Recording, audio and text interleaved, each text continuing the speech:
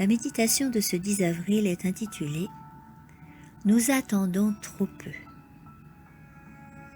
Qu'il vous soit fait selon votre foi. Matthieu 9, 19. La foi est le moyen d'établir un lien entre la faiblesse humaine et la puissance divine. Nous devons chercher à fortifier notre foi. L'iniquité qui abonde ne doit jamais affaiblir notre foi et notre amour pour Dieu, ou ébranler notre confiance dans ses promesses, de peur que l'orage de la tentation ne nous fasse vaciller et nous détourne des véritables fondements. Nous avons une grande œuvre à accomplir et nous avons besoin d'une foi plus grande. Notre foi sera fortifiée par la communion avec Dieu et l'épreuve de notre foi pourra être un signe de victoire. Il y a un véritable travail à accomplir en nous. Nous devons constamment soumettre notre volonté à la volonté de Dieu, notre manière d'être à la sienne. En contemplant comme en un miroir la gloire du Seigneur, nous sommes transformés en la même image, de gloire en gloire, par l'Esprit du Seigneur. Nous nous attendons à trop peu et nous recevons selon notre foi. Nous ne devons pas rester attachés à nos voies, à nos plans, à nos idées. Les péchés habituels doivent être conquis, les mauvaises habitudes surmontées.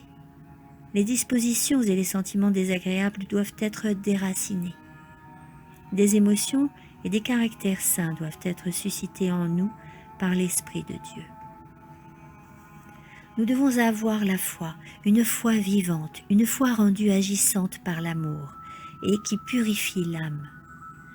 Nous devons apprendre à confier tout au Seigneur avec simplicité et avec une foi ardente.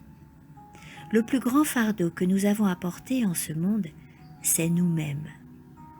Si nous n'apprenons pas à l'école du Sauveur l'humilité et la douceur, nous perdrons des occasions précieuses de le connaître. Notre moi est ce qu'il y a de plus difficile à gérer.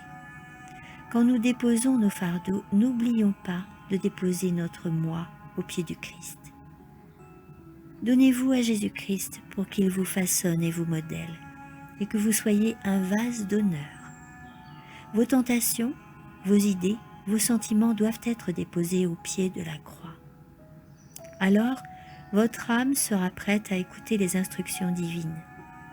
Jésus-Christ vous donnera à boire de l'eau puisée à la rivière de Dieu. Sous l'influence adoucissante et apaisante de son esprit, votre froideur et votre nonchalance disparaîtront. Le Christ sera en vous une source vivifiante qui jaillira jusque dans la vie éternelle. Amen.